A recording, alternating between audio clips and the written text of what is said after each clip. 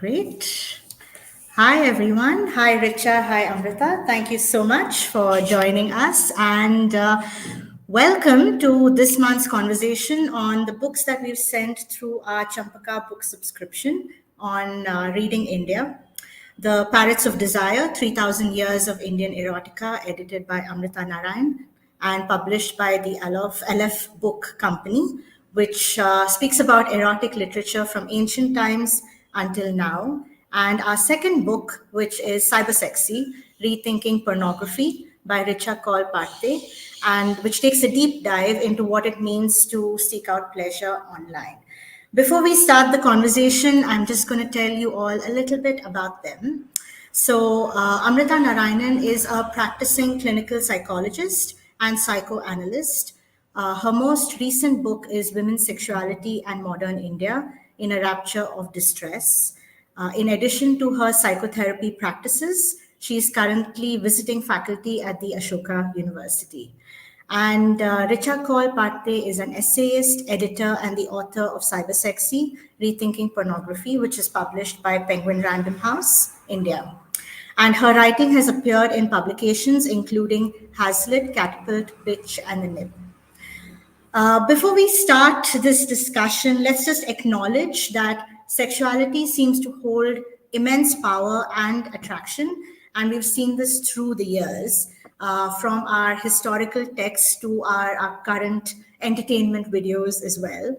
So, what is the power of this erotic, and why is it the case, especially when it is something so central to being human? And by this, let's just start off with our questions, and we also welcome any comments from the people who are online watching us on YouTube as well. So can we just start by each of you reading your favorite paragraph from your book, and what is it that you love about it? Who would like to go first? I think Amrita, you're off mute. Why don't you go ahead? Oh, all right. Yeah.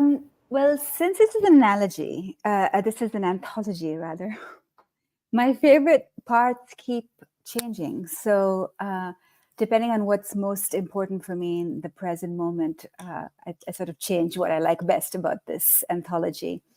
So today I think I'm going to read a fragment from the 9th century poet Manika Vasakar. He's Tamilian, and this is a translation by A.K. Ramanujan. Let's see, I'm going to read from right about the middle of the poem. And the reason I'm choosing this piece is because it highlights the power and the tenacity of desire, but also the way in which desire can be debilitating. Unyielding, as they say, as an elephant's jaw or a woman's grasp, was love's unrelenting seizure. Love pierced me like a nail driven into a green tree. Overflowing, I tossed like a sea, heart growing tender, body shivering, while the world called me demon and laughed at me. I left shame behind, took as an ornament the mockery of local folk. Unswerving, I lost my cleverness in the bewilderment of ecstasy. And the reason I really like this this section of text, and I've been thinking a lot about it, is that I think it's a very potent reminder that desire is so wonderful, but it costs us something. It makes us mad. And that to bear up to what it costs us, we need to do something to withstand it. And that's not the way we typically think of desire. We think of it as an animating force, which it is, but not something that we have to bear. And I like Manika Vasakar's reminder that we have to have a high shame quotient to keep rolling with desire, that we have to have a high level of emotional strength to tolerate the intense desire that we want to have.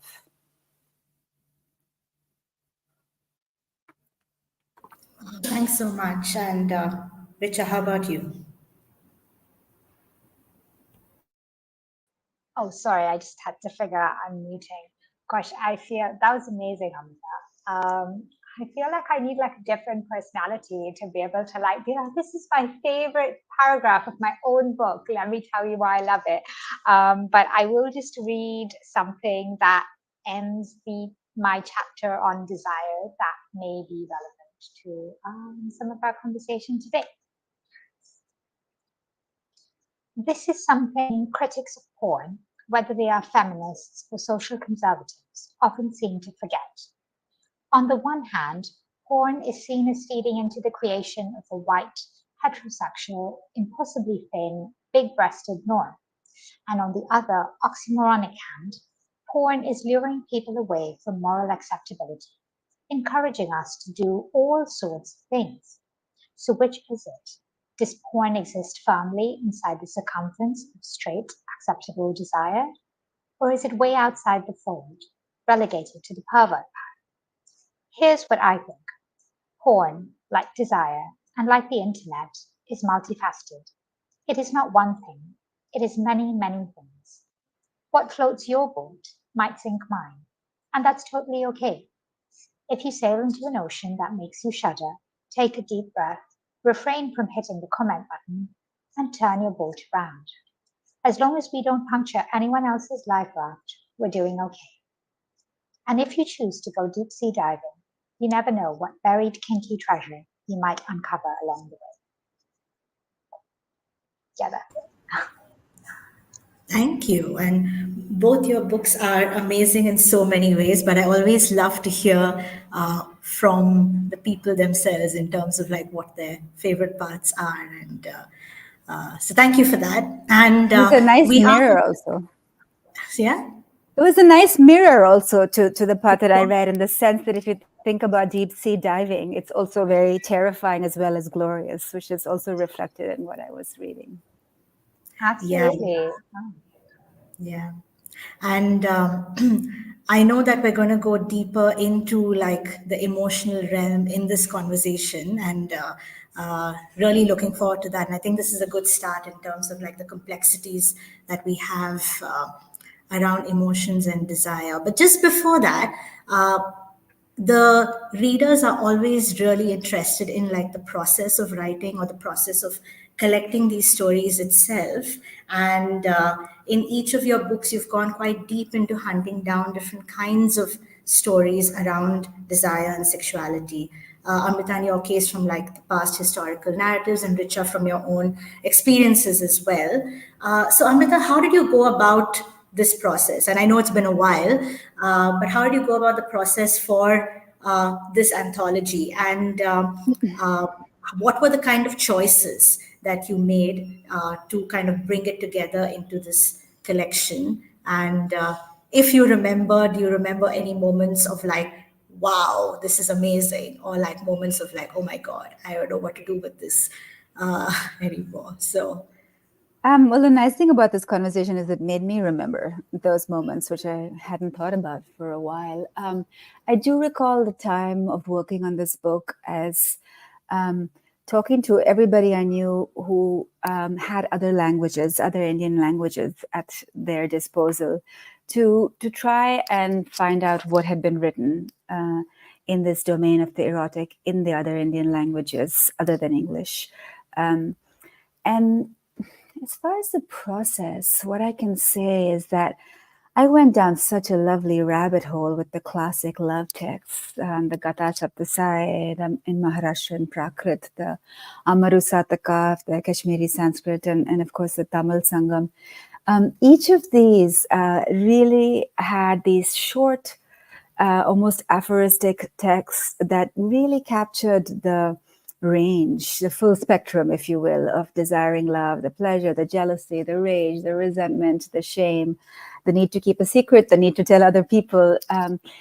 So the main difficulty for me in putting together the Parrots of Desire was getting out of the classics at all.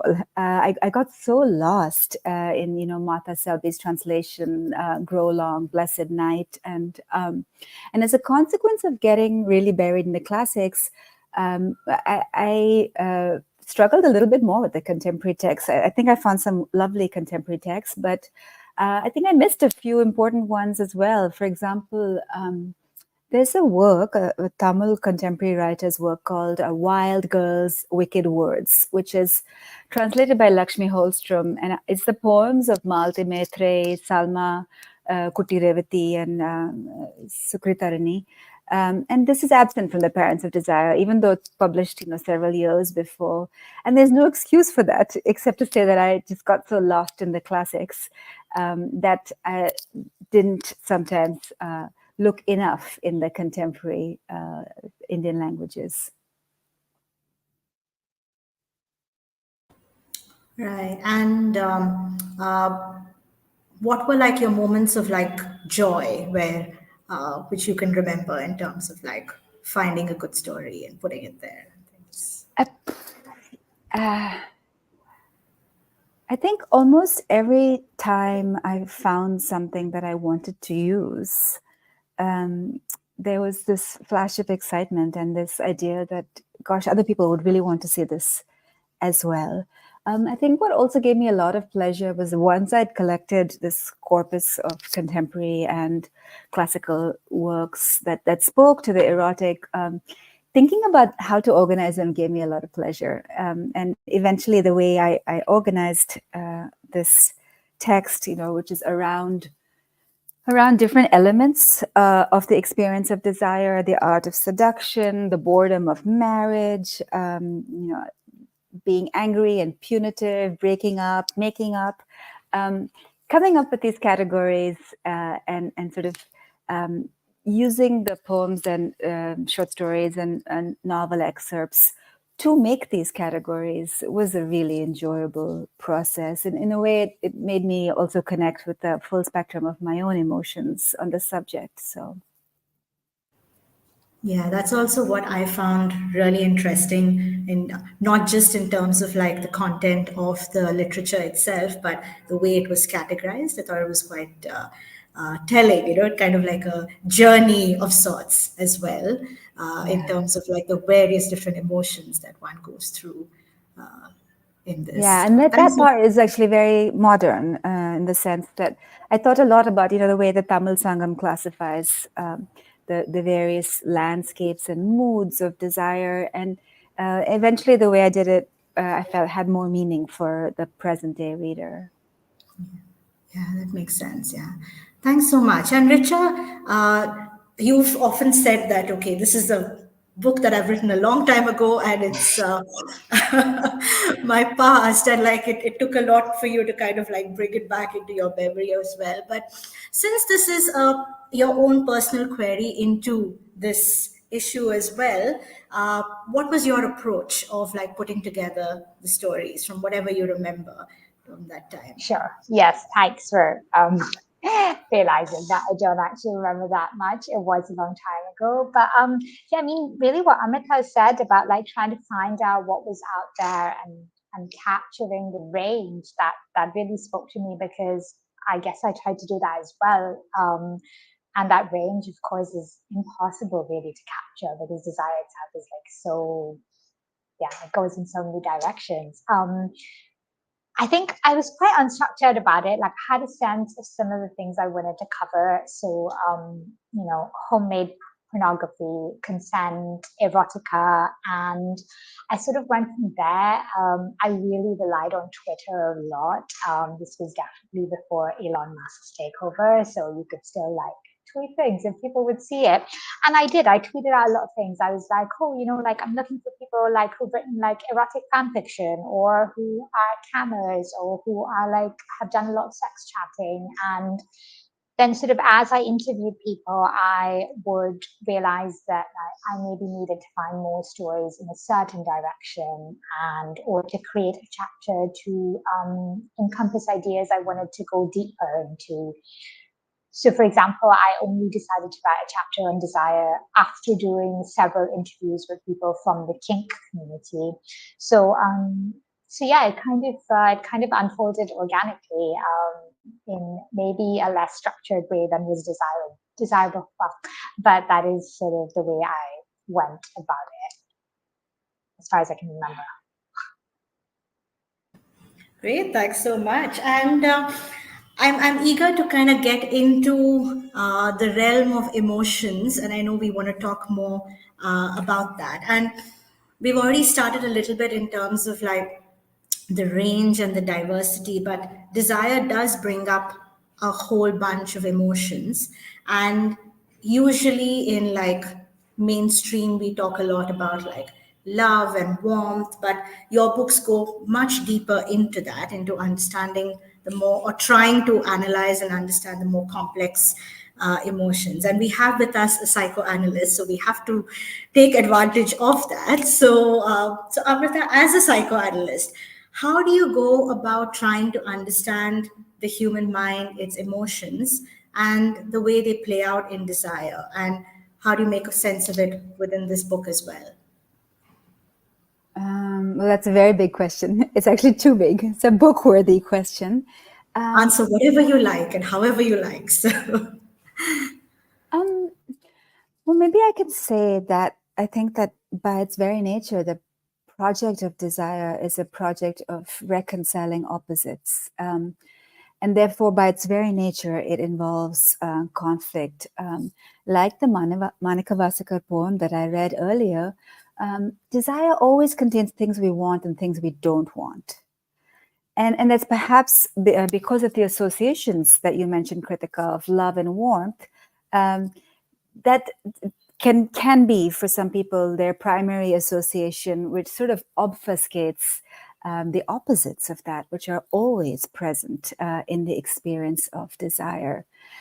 So what I'm interested in as an analyst, I mean, there are many things I'm interested in, but one thing I can say is that what is it that tips the weighing scale for any person in the project of desire? What kinds of fears prevent people from satisfying their desires or even hosting the vagaries of desire? And by that, I mean the ways in which desire can destabilize us.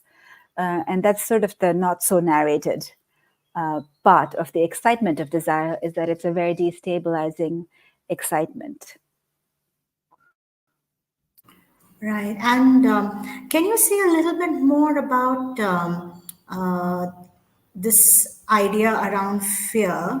And especially because, like, we started this conversation by saying that desire is something that is so central to being human. But at the same time, we are now saying that it does bring up a lot of complexity and a lot of opposites. So, how does one kind of make sense of it in terms of, especially also like when you see the writings in your anthology?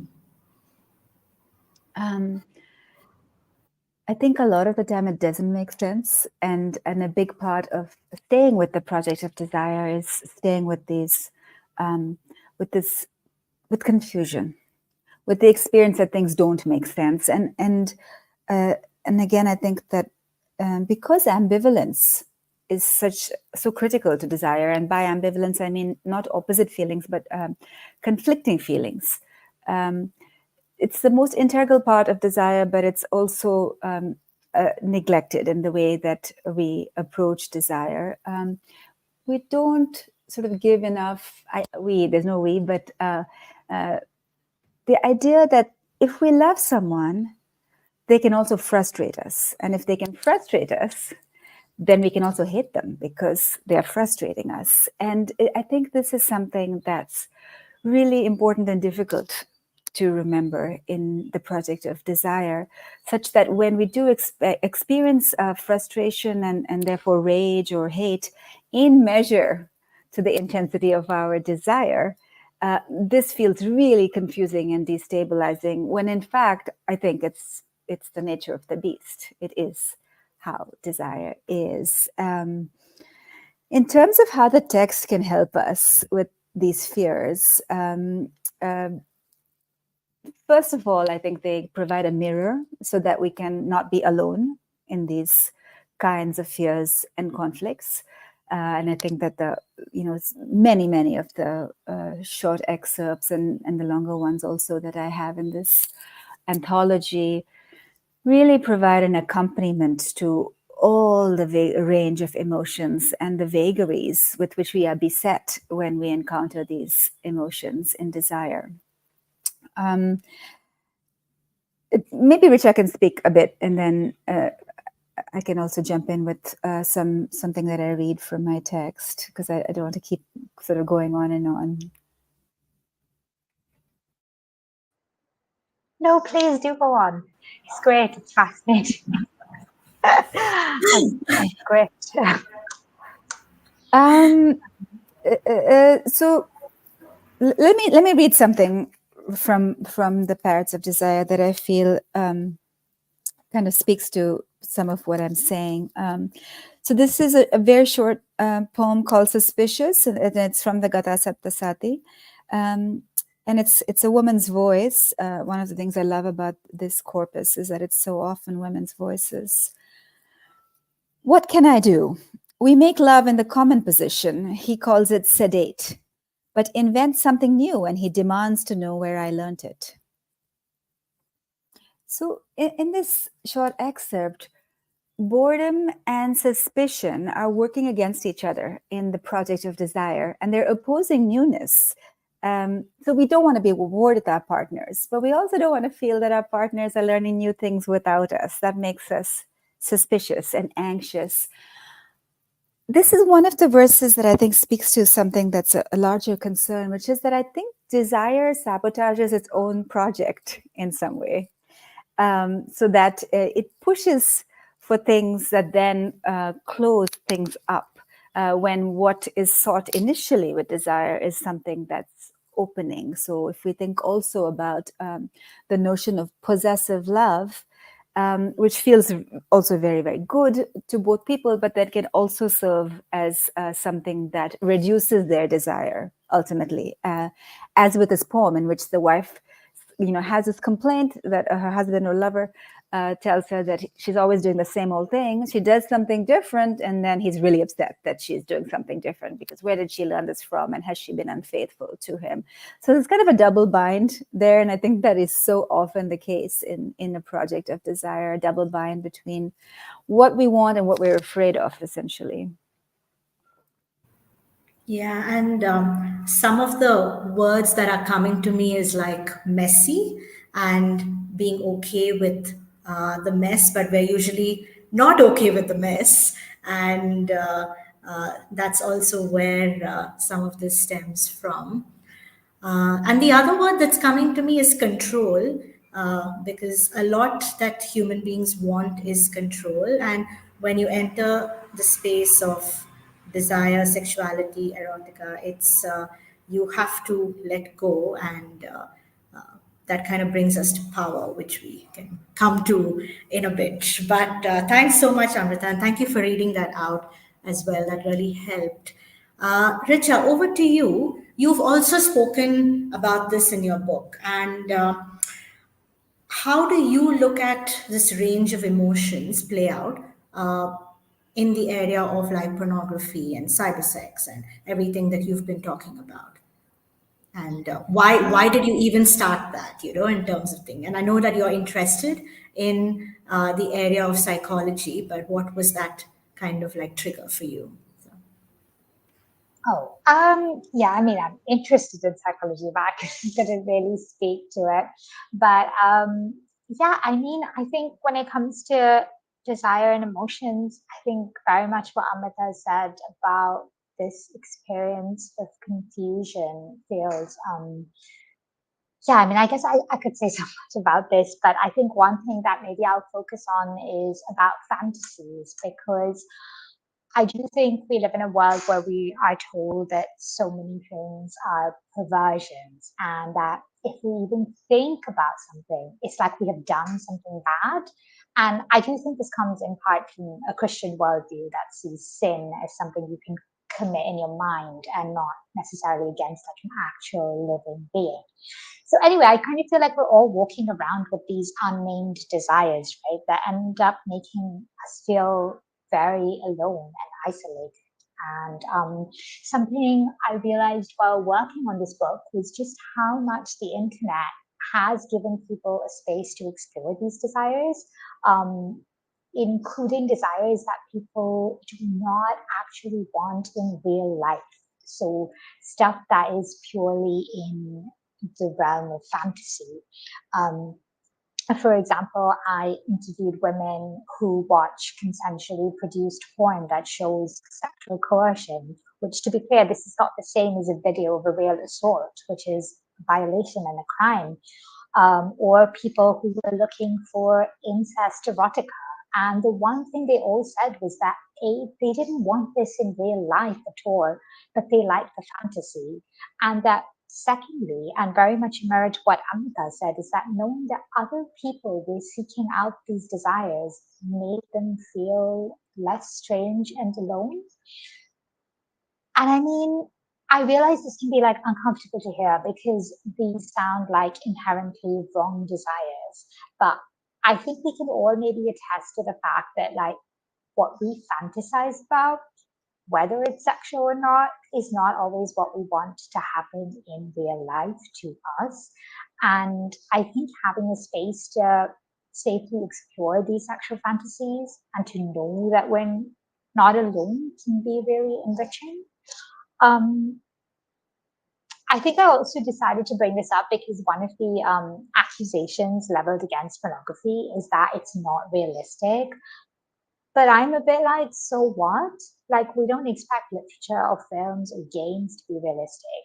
And if we stop seeing sex as a special category that requires a different set of rules, I think we can really open ourselves up to certain types of freedom that hyperrealism doesn't allow for, but that fantasy does. Is this making sense? I just like chatting nonsense. Yeah, and I think it also brings up the question of like what is real, and because it doesn't like it happen in like the physical world and it's happening in like the technological space, does it make it any unreal? And uh, if it is in fantasy, is it like not real if you're thinking about it? I don't know, it just brings up more questions for me in that space as well. So yeah, and Yeah, I guess maybe just like that thing that fantasy isn't a bad thing. Like I think like I don't know, like I think with this idea that what you do in your own mind isn't somehow wrong or bad or perverted or a sin, and nothing is actually happening. Like you're not. It's that there is. Well, at least I mean, maybe it's happening. I don't know what you think, but like it's happening in the realm of your mind. Of course, it's happening, but it's not. It's not an act of harm. And I think like we're sort of almost made to believe that like I mean, just think about like all the things people fantasize about. It doesn't have to be something quote unquote extreme. It can just be about like cheating or something like that. Like, it doesn't mean that you're necessarily it's something that you want to follow through on, but there is this realm that's okay to explore. At least I feel that. I'm afraid I don't know. I mean, I think you're right on, and that we are so schooled to be afraid of our imaginations, literally schooled, beginning in school, and sort of distanced also from our imaginations, such that when something does pop up in our imagination that excites us, we can be very surprised to find it's there and that it has withstood, as it were, the socialization process, which is, of course, so against much of what arises in the imagination. Precisely because I think that it is afraid of the real, of how real it feels in the imagination. We know from the neuroimaging studies that fantasies to the body feel as if real. But as you correctly pointed out, Richa, they don't harm other people. So they're real, but without the cast of characters involving others, but rather the cast of characters being entirely within the stage of your own mind, as it were. I think that the realness of it is what's so scary for people. yeah, and I think in this space, literature also really helps a lot. Like in terms of like when you read the poems and or just like other people's like stories around this as well. It's like both of you rightly pointed out, in terms of the ideas of feeling alone, slowly go away because you feel like you belong, or you feel like you identify with someone else, or someone else is going through this with you. And in that space, technology is also very helpful and brings in a sense of like anonymity, which is also very helpful in terms of like talking about some of these fantasies that we're dealing with. So, which brings me to the question of like, has anything changed in this space of like emotions? And I don't know. I mean, my assumption is like maybe not, but I think it's a question just worth asking, because we are talking about books that go way back in time and literature that goes way back in time, and we're talking about things that people can really identify with today as well. So, has anything changed? Do you guys think so?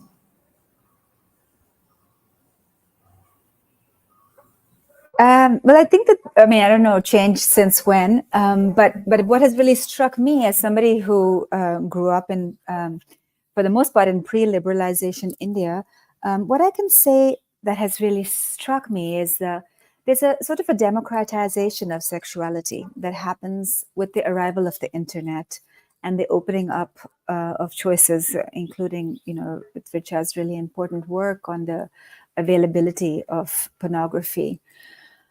So that has changed. There is undoubtedly there's more access to images of sexuality and indeed to actual sex, if we think about Tinder and so forth. On the other hand, I think what hasn't changed is that even if we now have lots of availability, that desire is still inherently a risky project.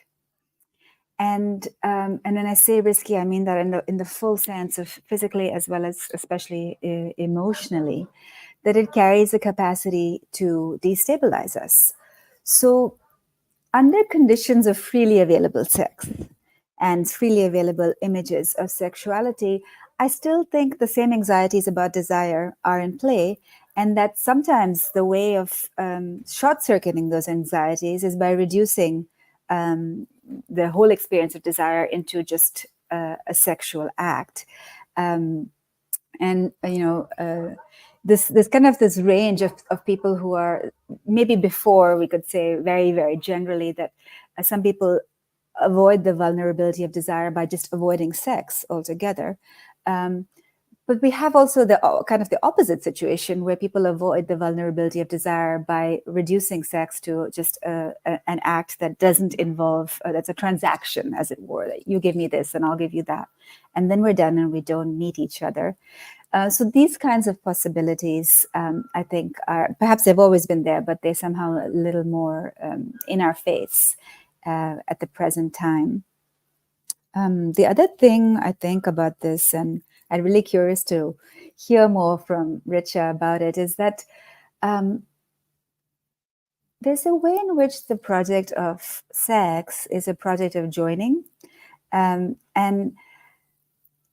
the preponderance of pornography raises this question of, you're joining together with the cast of characters in your mind, and how that affects, so then your real interactions, not real, I should say, but live physical interactions with people. And that has something that, has kind of historically been a problem, particularly for women, that kind of having partners who are schooled in sex through pornography then makes sort of more awkward physical contact difficult for them, and that it's a bit safer in a way to consume sexuality in the comfort of one's laptop, so that the awkwardness and the danger of actually meeting one-on-one and seeing how scared each person is can be skipped. So that seems to me one of the questions about the democratization of sexuality that we have now on the internet.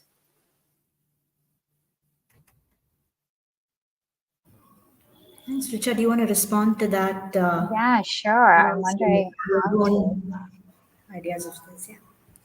Yeah, I mean, I think maybe two things just to respond to that. One, actually, what are they? They've completely gone out of my head. One being that I think I see, and maybe we'll come to this a little later when we talk about power, but I do sort of see pornography as being very many things. So not just being something that's shot in the studio, but just sort of like a broader spectrum of sexual content on the internet that I see is like sort of the defining of pornography is it sort of includes all of these things. But also just that I sort of see this type of content, or even if we talk about studio shot pornography, conventional pornography, as sort of existing in a wider media culture. So I think a lot of emphasis is laid on pornography as being special or different or especially bad for women or for gender relations because what it involves women taking off their clothes, it involves sex. But I don't really, I mean, I don't feel that same, I wouldn't say critical eye, but eye of anxiety is put on other forms of media. So say films or literature or video games. I mean, okay, maybe there is around video games, but do you know what I mean? So I do think that there is definitely, I mean, yeah, I can say bad representation of women in pornography, but I think there's bad representation of women everywhere. And I Everywhere. think that, yeah, and I think that really influences how we across genders interact because we're just existing in this like very potent media culture that is definitely influencing messaging around gender, and I wouldn't limit that to pornography. If anything, I feel that the anxiety around the representation of sex is sort of overplayed, and the anxiety, there should be maybe some more anxieties around other representations. Like this is maybe tangential, but I remember I don't know if you guys remember the film Wolf of Wall Street, and I remember seeing it at the cinema, and at one point it just cuts out, and then later I realized that it was a scene where these bankers, what are they? I don't know, guys who earned money. Anyway, they go to a strip club, and they've cut that out because it's inappropriate and like bad representation of women. But later in the film, this main character, he punches his wife in the stomach, and that is on screen. And so, I mean, maybe this is becoming a bit tangential, but I just kind of think about the ways in which, like, certain types of representation of gender and sex give us maybe more anxiety about what that means, and others are maybe more normalized. But I don't know. I mean, I'm maybe got No, I lost in think the weeds for this. no, I think it's a great point. Yeah. I really like how I think it's really critical to locate it in a wider media culture, as you just did. And just to sort of say that the problem is the wider media culture, which even to my point that, that people are sort of getting more uncomfortable with one-on-one in-person engagement and more comfortable with screened engagements, even on WhatsApp or Snapchat and what have you. I think that you're correctly pointing out that that's not because of pornography, that's because of our wider media culture and the ways in which media culture stunts our capacity for physical realness, which as also sorry. No, I was going to say the other great point that you made. Don't be silly. The other great point that you made, which is well received, is that I was only speaking about mainstream pornography, and you're absolutely right that things like the awkwardness of social interactions or what you might expect emotionally in sexuality are indeed portrayed in less mainstream pornography, and that's something important that you're pointing out. But I just will say, because that's the other thing I want to say, Amrita, is that like what you said about the risk, maybe it's the riskiness of like embodied interaction, the awkwardness.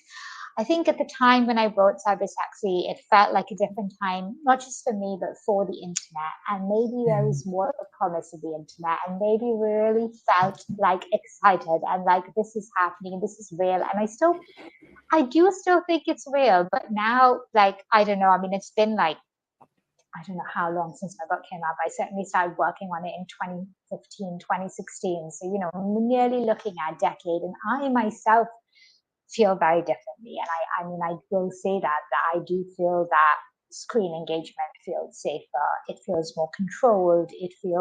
I will say, it feels less real. And I would have never said that in 2018 when this book came out. I would have been like, oh no, it's all equally real. And a part of me believes it, but a part of me doesn't. And I really do feel that has been I don't know if it's just my evolution, but it's also the evolution of the internet becoming so hyper corporate as well. So I mean, like, I don't know, that there is that thing that you said that spoke to me, because I was like, yeah, it does. Some of that awkwardness, some of that, when you can just close the screen, when you can end a chat, when you can just do that, it's very different from being in an embodied space with a person and exchanging energy with them. And you don't always like their energy, and what energy are you giving? But that is the space of being alive. And yeah, I mean, my own sort of feeling of this has changed. So I did kind of acknowledge that as well.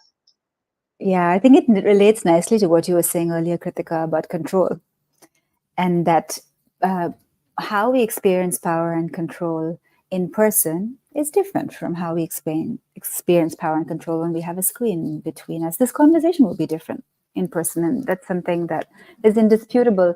Maybe moving away from real into this very nice word that you used, embodied, might be helpful for us.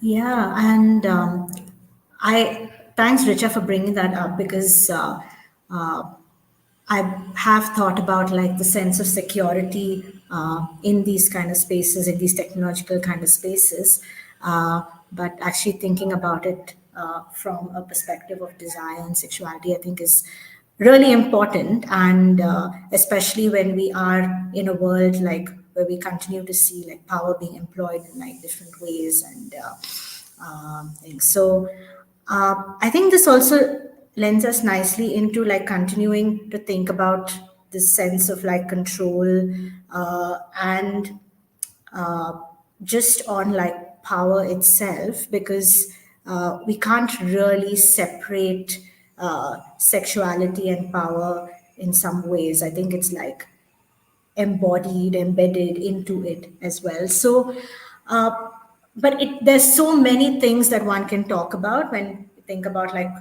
power in this realm. So I'm not really sure how to frame this. I'm going to just leave it to you guys to think about in terms of like how you would like to answer this. But when we do think about like sexual expression and power, what comes to your mind? How do you think it gets expressed? And I think we've already started talking about it a little bit, but if you can say a bit more on your interpretation of power itself and in the books that we're talking about as well. You go first this time, Richa. Actually, probably for the best, and I don't need to follow your very articulate response.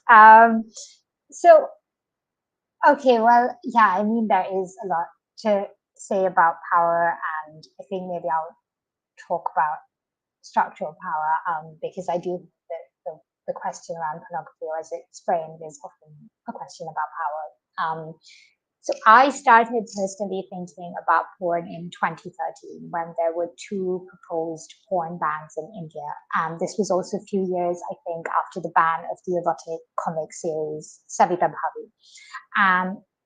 So I started just wondering, like, okay, if these bans come into play, what is going to get banned?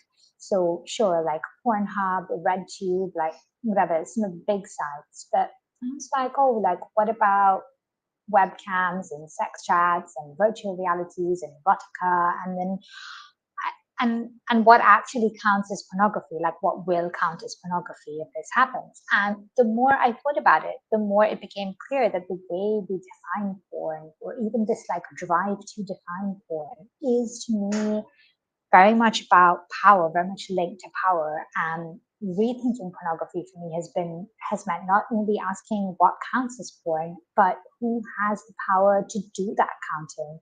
So there was a very famous judgment in 1964 in America, a legal judgment, where the judge said, I can't define pornography, but I know it when I see it. And I guess we all feel that way, right? Like some things, for reasons we can't explain, have crossed over some sort of line into now pure sexual territory. And that line, though, it's so personal, right? And it is always, always shifting. But some people's subjective shifting minds are then imbued with the power to make decisions and laws, and then they make those according to their own morality and social positions. So I feel very much like in practice, defining porn is about ordering the world into neat categories by then restricting sexual expression. So it's very much like art versus porn, clean versus dirty, moral versus immoral. I mean, these are totally arbitrary, right? But when they're reinforced again and again, they can start to feel like givens. And I feel like this plays out in different ways. So, for example, online, it's women's sexual expression, or even just the presentation of our bodies, from like nipples to like straight pubic hair from swimsuits, that gets us banned from Instagram as pornographic. Whereas men's bodies are allowed much, much more freedom. And then, of course, all these massive corporations, i.e., Instagram, are owned by men.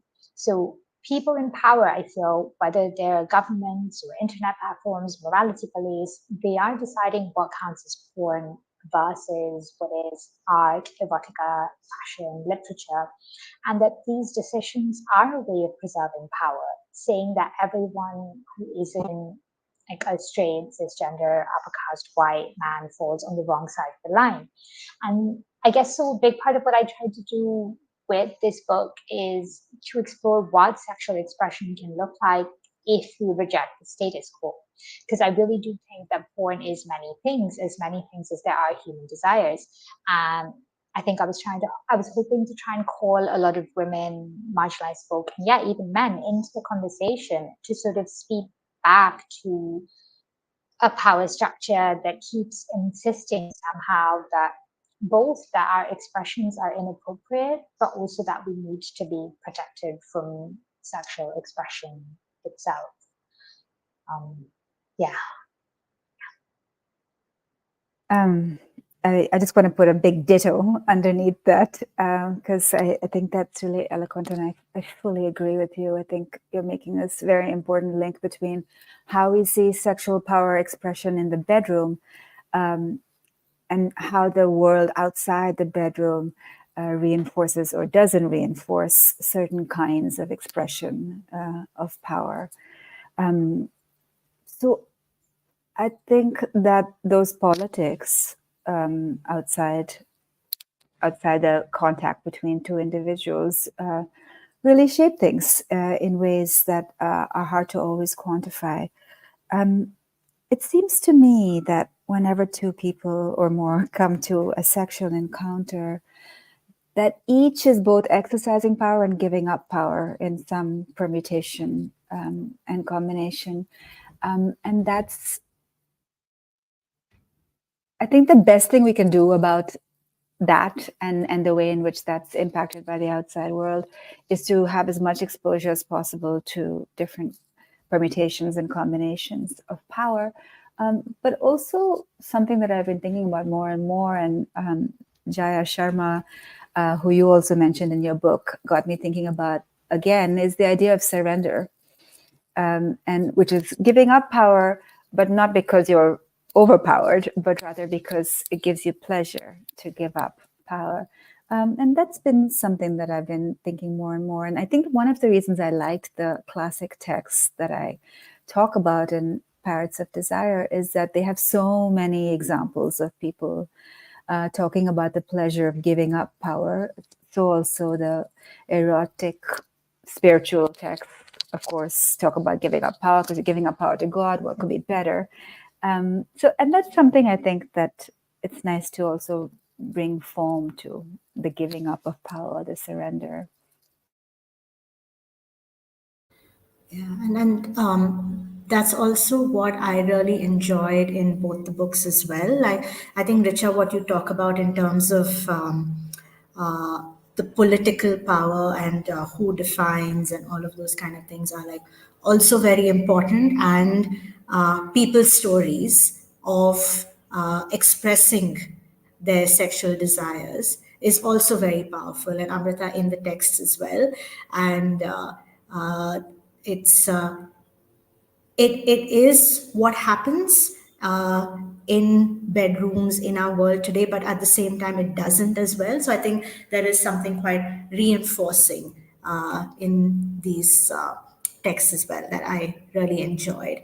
And coming to like the need to define and the need to kind of like have that kind of control or whatever it is. One emotion that we did talk about a little bit at the beginning, but I want to press on it, is anxiety. And because there is a lot around anxieties when it comes to talking about desire or even practicing it. And whether it is in the space of like trying to define what it is and what it isn't, to actually expressing oneself and one's identity. So I think this is also like one of like a ways of like wrapping up this discussion as well, in terms of like, it's a huge topic, anxiety, but and it just makes us go deeper and deeper into the complexities around this. But what would you have to say around anxieties and desire when it comes to these texts? Again, the fact that we have a psychoanalyst with us, so but all of us can also talk about anxieties in our own ways. No, So I mean, anxiety going deeper and deeper sounds pretty bad, actually. yeah. Well, I think that, of course, we're talking in very general terms. So I'll do my best with this. But I do think that each of us approaches any given sexual encounter or fantasy with, the anxieties that can center around questions such as, am I going to have pleasure? Am I going to get pleasure? Is the other person going to get pleasure? Maybe. Am I going to have power? And am I going to have control? And am I going to lose control? And the wishes and fears around these can be quite different from one person to another. So it's even this question, am I going to lose control, can be asked in both the sense of an orgasm and in the sense of a destabilizing discontrol. So I think that plays out very differently for each person. But in terms of the psychology or angle of it, or what we do in psychoanalysis, at least, is, as I said, I think right at the first question, to be able to bear it, to be able to bear the uncertainties that are unfolding in any desiring scenario, and to experience at least some of the anxiety as excitement. And then, of course, it can always sort of tip in any direction, that it can get too much or too little. Yeah.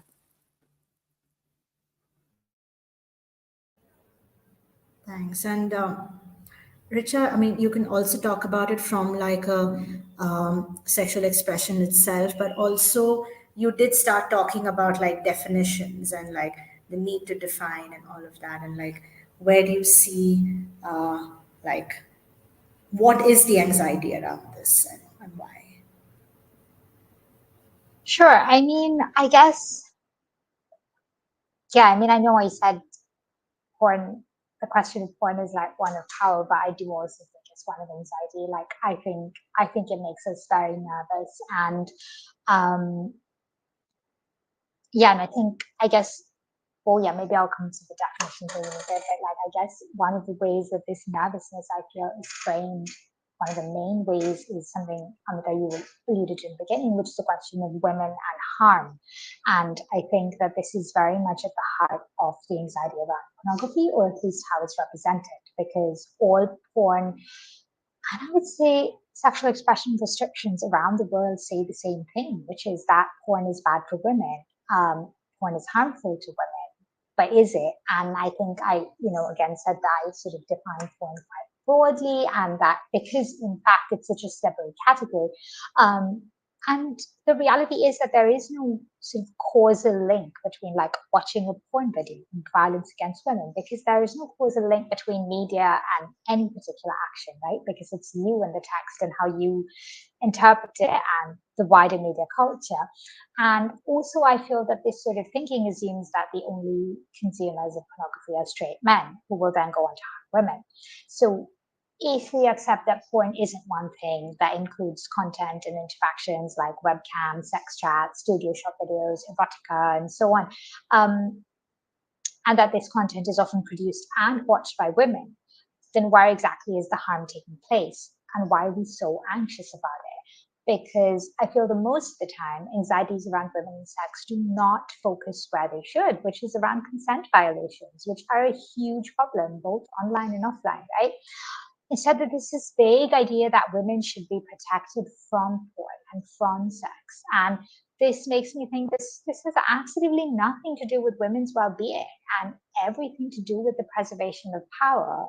Oh yeah, I guess power is coming back now, because throughout history, I feel, I mean, women's chastity and virtue have been used as markers of like national and cultural worth, right?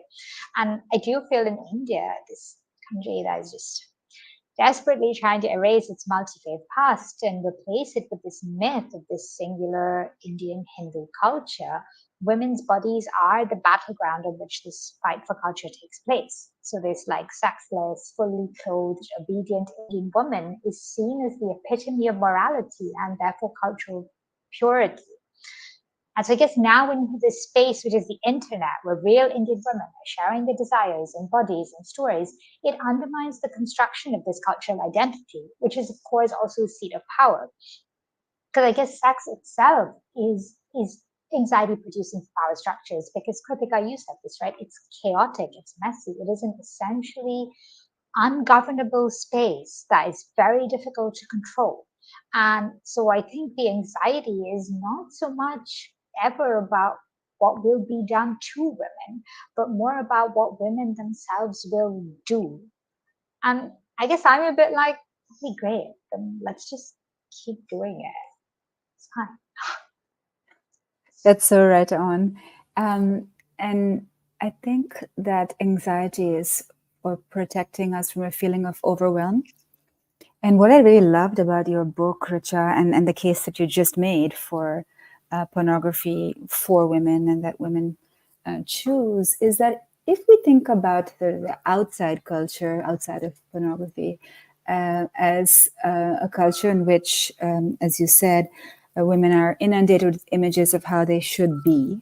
And as I've said in many of my works, kind of prevented from freely expressing themselves in intimate spaces. Then pornography, I think, which is what your book really brought home to me, can have a role to play in developing women's sexuality, because it allows you to go into places of overwhelm, which are always the places that are just on that boundary that of desiring and not desiring, but to go into those places without someone coercing you, and with the capacity to close this screen, a powerful image from your book opening chapter, that you can close it if it's bothering you too much, but you can also go there and see what bothers you too much, which in a culture where women's consent is not really sufficiently considered, you're so often worrying that you'll be made to go somewhere that will be too much, that you don't get to travel there yourself, or to even think about traveling there yourself, because you're too busy making sure that somebody else doesn't take you there. And someone else is always taking you to the place that for them would be exciting overwhelm. And so that also doesn't give room for the woman to look what will overwhelm her. And pornography, as you make the case for it in your book, really does afford that possibility. I guess also like what you said when you said about like traveling somewhere, and it's like, well, I think for a lot of women, like, I mean, I'm talking about women who have the opportunity to have an internet connection and a phone, still like the opportunities for real world interaction are quite curtailed by families, by the restrictions of their lives, by how far you can travel, by what will happen there. And so you do sort of with desire, like you've been talking about Amrita throughout, just sort of it is a space of anxiety and risk, and with possibility there is risk, but how much can we be risky in our embodied lives as women in India? And I'm not just talking about harm, but I'm talking about restrictions on lives, as in when do you come back at home, and who's going to drop you, and like what family structures are you living within. So I guess like that really to be able to explore that element of risk that is so essential to desire, as Amrita you've been saying, I feel that maybe this is a space also for women and other minorities to be able to do that without in ways that potentially can't in embodied reality. Definitely a place where more experiments can happen. Experiments. Yeah.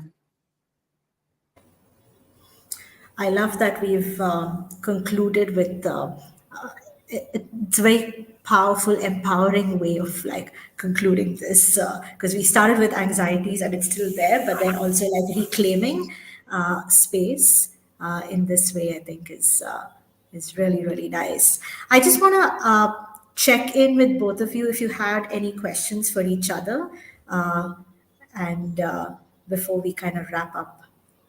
Yeah, if there's anything else that's left to say or left to ask. No, like you, I kind of echo this sort of meeting rather than collision, and talking about anxiety in the language of experiment and adventure, as you very much do in your book also, Richa. So I really enjoyed that contact point.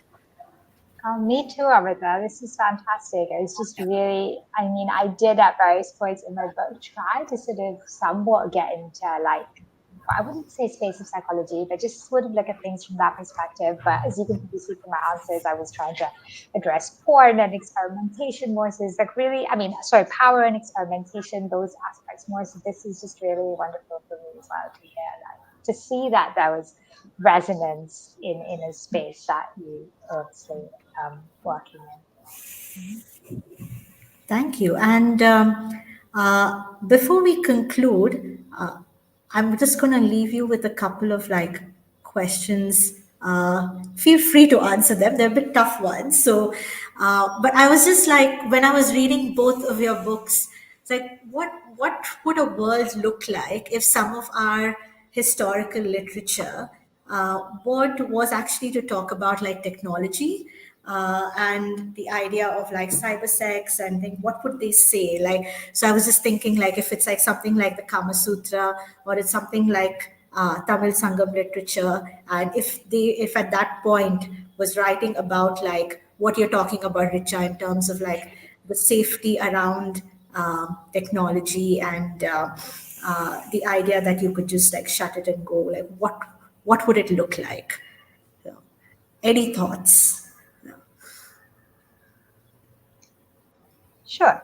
Well, I mean, I guess, you know what, the Kama Sutra is so mythologized. And I realized that I never actually read anything other than quotes from it until I was going through Amrita's book, Parrots of Desire. So, Amrita, I really do have you to thank for that. And I know our books came out at a similar time, but I was like, wow, I wish I'd had this as a resource while writing mine, because I genuinely feel that would have really enriched what I was able to include as historical examples from India. And anyway, so reading the sections that Amrita included of the Kama Sutra, I was very struck by how detailed it all was. Like not just the act of sex, but everything that surrounds it, right? From like body care to conversations to community to aftercare. And it was so good at seeing sex as lying in a continuum of human experience, which is exactly what it is, right? So I suppose I would like to like imagine to see like a similar level of care and detail in a cyber sex Kama Sutra, like something that talks about like respect and consent and etiquette alongside the best websites and cams and chats, and like something that is, as the Kama Sutra is, well, clearly it seems from now what I've read of it, very hot and erotic, but that sees these as human experiences, and that tends to the other part of human experiences also, right? Like confusion and jealousy and maybe bad internet connections, and something that can bring humor and desire and mundanity together, because that's kind of what sex is or is about. Yeah, yeah, that's it. Well, I'm going to play devil's advocate and be a classicist here, as I confessed at the beginning how I love the classics. And I'm going to say that, the classic works like the Gata Saptasati or the Tamil Sangam, they are offering a language for cyber sex, in the sense that they're so often the narratives of people who are separated from each other physically and who are wandering in their imaginations and who are composing short texts that are about two imaginations meeting, which is what I think is happening in cybersex as well. So in a sense, I feel like they're already offering us a language for it, but instead of, emojis, they have these short sentences, many of which are shorthand, like the more you go away, the looser my bangles get, and the closer you come, then they tighten up again, as a way of saying that I really missed you or I'm longing to see you. So they have a different kind of shorthand, but I think that the language is so wonderfully anchoring to bridge distances, which is part of the project of cybersex as well. Oh, I love that. Yeah, me too. So glad you got the last word. No, I mean, now I'm going to look at these texts very differently. But Richa, I agree with you. I mean, I had read about the Kama Sutra in different connotations, but it was wonderful to go through it in a bit of detail in Parrots of Desire. So, with this, thank you, Richa. Thank you, Amrita. Thank you for taking the time for this conversation. And our subscribers have hopefully really enjoyed the book and this conversation. It's not every month that we get to have the authors themselves speak about the book. So we are especially thrilled this month to be able to do this. And yeah, just thank you for the thought and for the depth of this. And yeah, hope to see you around and have a good day. Thanks. Likewise. Thanks, Kritika. Bye, Richa. Thanks very much. Bye, Krita. Bye, Hamza.